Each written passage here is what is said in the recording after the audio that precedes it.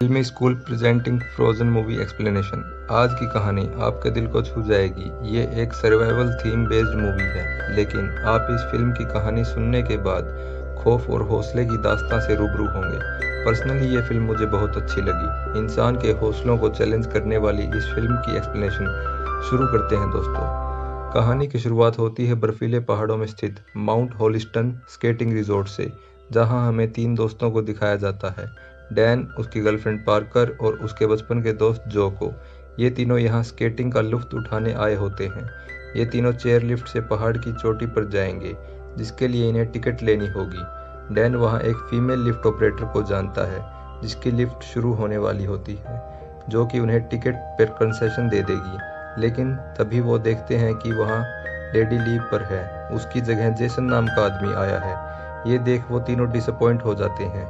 Dan Parker को lift operator के पास भेजता है। वहां जाकर पार्कर मीठी बातें करके टिकट पर कंसेशन ले लेती है और अब तीनों चेयर लिफ्ट से ऊपर जाने लगते हैं।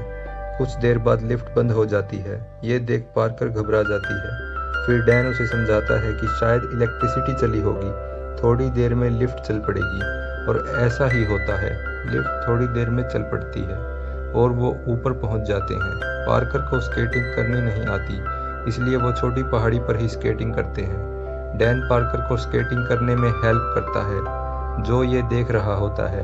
अब दिन भर स्केटिंग के बाद उन्हें भूख लग जाती है, तो वो लोग रेस्टोरेंट में जाकर कुछ गर्मा गर्म खाते हैं। जो डैन को बोलता है कि उसे छोटी पहाड़ी पर स्केटिंग करके मज़ा नहीं आया। वो डैन से बोलता है कि वो बड़े पहाड़ पर जाकर स्केटिंग करेंगे। डैन भी उसकी बात मान जाता है, लेकिन पार्कर को ज़्यादा ऊंचाई से डर लगता है और जो भी उसे साथ नहीं ले जाना चाहता, क्योंकि वो उन दोनों की दोस्ती से जलता है। पार्कर भी वहीं रहकर उनका वेट करने के लिए बोलती है, लेकिन डैन अपनी गर्लफ्रेंड को अकेला नहीं छोड़ना चाहता, इसलिए वो भी साथ चलने के लिए मना लेता है। अब वो तीनों एक बार फिर से स्केटिंग करने के लिए निकलते हैं, लेकिन जब वे चेयर लिफ्ट तक पहुंचते हैं तो देखते हैं जेसन लिफ्ट बंद कर रहा होता है और तीनों को ऊपर जाने से मना करता है और बताता है कि मौसम खराब होने के वाला है, किसी का भी ऊपर जाना जोखिम भरा हो सकता है। लेकिन तीनों के बार बार बोलने पर जेसन मान जाता है और उन्हें ध्यान से जाने को बोलता है। अब वो दोबारा से लिफ्ट चेयर में बैठकर ऊपर जाने लगते हैं। अब की बार वो पहले से भी ज़्यादा ऊंचाई पर जाएंगे। ऊपर जाते समय वह 3 लोगों को स्केटिंग करते हुए देखते हैं। ये देखकर उन्हें अपना ऊपर जाने का फैसला सही लगता है, लेकिन उन्हें नहीं पता होता कि आगे उनके साथ कितना बुरा होने वाला है। वहीं नीचे दिखाया जाता है कि जेसन का सहकर्मी उसे बताता है कि उसकी बीवी उसका बाहर इंतजार कर रही है। ये सुन के वो खुश हो जाता है और उससे रिक्वेस्ट करता है कि वो उसकी ड्यूटी कर दे। ये कहकर वो चल पड़ता है और जाते जाते ये बोलता है कि 3 लोगों के ऊपर आने के बाद लिफ्ट को क्लोज कर दे। कुछ देर बाद उसे वही 3 लोग आते दिखाई देते हैं, तो वो लिफ्ट को बंद कर देता है और वहां से चला जाता है। अब कैन, पार्कर और जो को दिखाया जाता है, जो लिफ्ट के इतनी ऊंचाई पर रुक जाने से डर जाते हैं और सोचते हैं शायद जेसन ने उनके साथ मजाक किया है। जो जेसन को जोर से आवाज़ लगाकर लिफ्ट चलाने को बोलता है, लेकिन वे काफ़ी ऊंचाई पर होते हैं और नीचे लिफ्ट मशीन के पास कोई नहीं होता। उनके होश तो तब उड़ जाते हैं जब एक एक करके रिजॉर्ट की सभी लाइट्स बंद होने लगती हैं और चारों तरफ अंधेरा हो जाता है। अब वो सोचते हैं शायद वो हमें भूल गए हैं और रिजॉर्ट को बंद करके चले गए हैं। ये सोचकर वे लोग बहुत ज़्यादा घबरा जाते हैं और सबके मन में अलग अलग विचार आते हैं। डैन कहता है अगर ज़रूरत पड़ी तो वो ऊपर से छलांग लगा देगा, और वो ऐसा पहले भी कर चुका है। पार्कर कहती है आज संडे है और ये रिजॉर्ट अब अगले वीकेंड पर ही खुलेगा। वह 1 हफ्ते तक इस लिफ्ट चेयर पर कैसे जिंदा बचेंगे। पार्कर की बात में सच्चाई है, क्योंकि वो ज़मीन से 50 फीट की ऊंचाई पर हवा में लटके हैं। अगर आप सोच रहे हैं इससे बुरा और क्या होगा, तो ज़रा दिल थाम कर बैठिए, क्योंकि अभी तो फिल्म शुरू हुई है। कुछ देर बाद तूफान आ जाता है और बर्फीली हवा उनकी हालत ख़राब करने लगती है। तभी उन्हें अपने नीचे एक गाड़ी दिखाई देती है, जो अपने साथी को ऊपर लेने आया होता है। ये देखकर वो तीनों बहुत खुश हो जाते हैं और ज़ोर ज़ोर से चिल्लाने लगते हैं, लेकिन तेज़ तूफान और 50 फीट की ऊंचाई और साथ में गाड़ी की आवाज़ के बीच उनकी आवाज़ दब जाती है।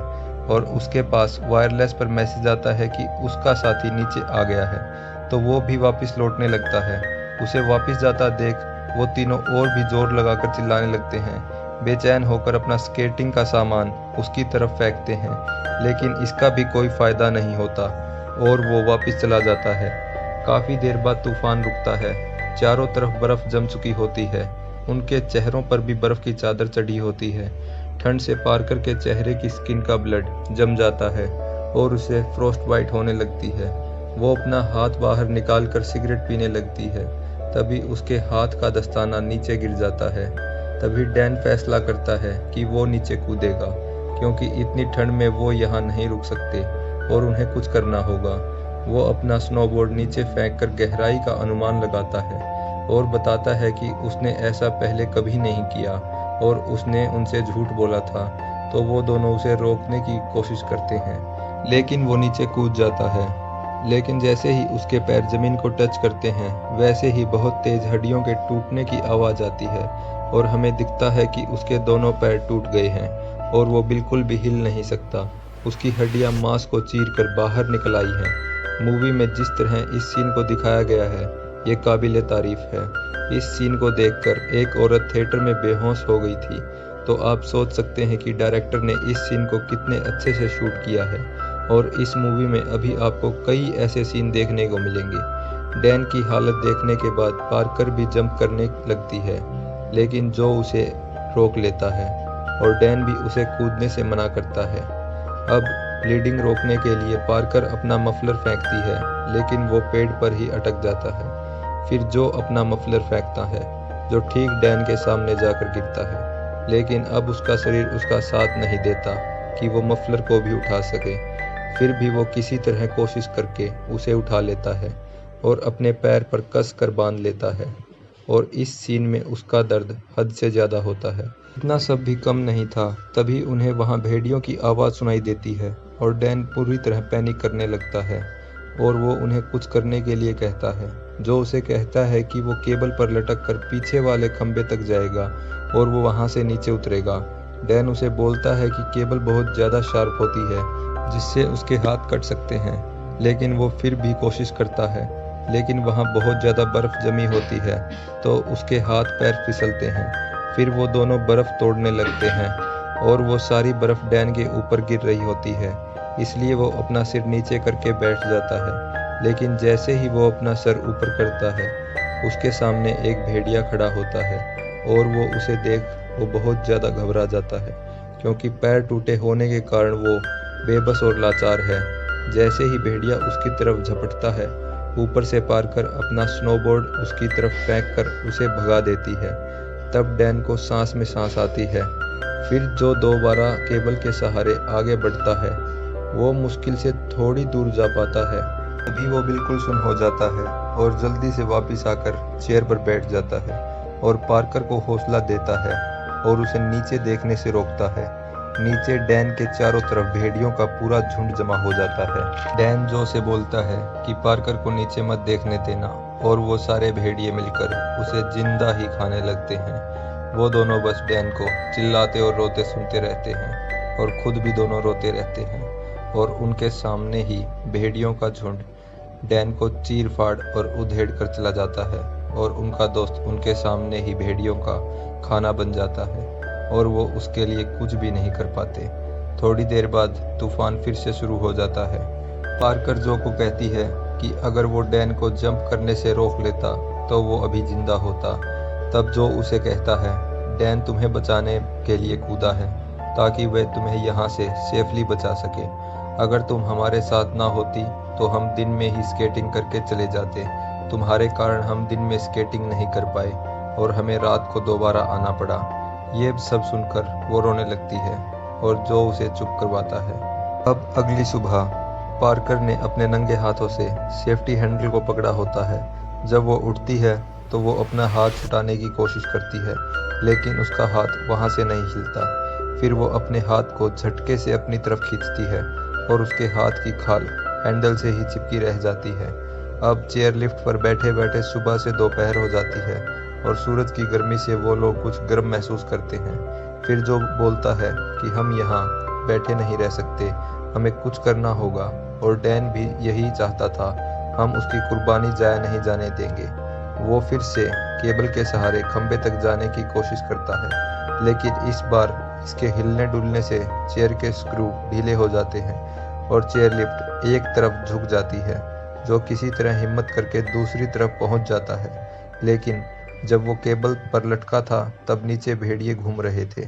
वो पार्कर से उसका स्की पोल फेंकने को कहता है ताकि भेड़ियों को भगा सके, लेकिन पार्कर जब वो स्की पोल उसकी तरफ फेंकती है तो वो उसकी तरफ नहीं पहुंच पाता और नीचे गिर जाता है। अब पार्कर की चेयर भी किसी भी वक्त नीचे गिर सकती है, इसलिए जो को पोल तक पहुंचना ही होगा। हालांकि उसके हाथों में गहरे घाव थे, लेकिन फिर भी वो उसे बचाने के लिए केबल पर लटक जाता है और किसी तरह खंबे तक पहुंच जाता है। वहां से वो नीचे उतरता है, लेकिन नीचे उतरते ही एक भेड़िया उस पर झपट पड़ता है। किसी तरह वह स्की पोल उठाकर उसे भगा देता है और स्नोबोर्ड पर बैठकर नीचे की तरफ जाने लगता है और पार्कर को कहता है कि वो जल्दी ही उसे बचाने वापस आ जाएगा। लेकिन जैसे ही वो नीचे जाता है, भेड़िए भी उसके पीछे पीछे नीचे जाने लगते हैं। अब पार्कर को इंतजार करते शाम हो जाती है, लेकिन जो नहीं आया। शाम से रात भी हो गई और रात से अगली सुबह भी हो गई, लेकिन अभी तक जो का कोई अता पता नहीं था।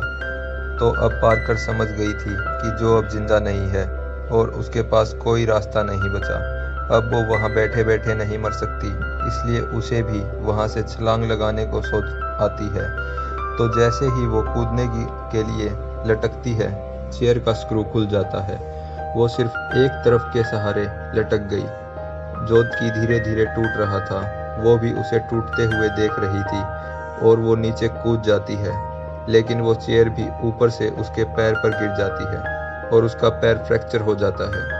लेकिन वो हिम्मत नहीं हारती और घिसटते घिसटते आगे बढ़ती है। गिरते पड़ते वो नीचे पहुंचती है।